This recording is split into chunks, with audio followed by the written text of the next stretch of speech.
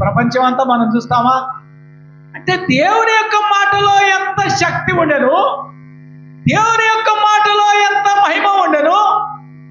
సకల ప్రాణకోటి జీవులు, సకల ప్రాణకోటి జీవులు దేవుడిచ్చిన ఎలుగులో సంచరిస్తూ ఆనందిస్తున్నారు.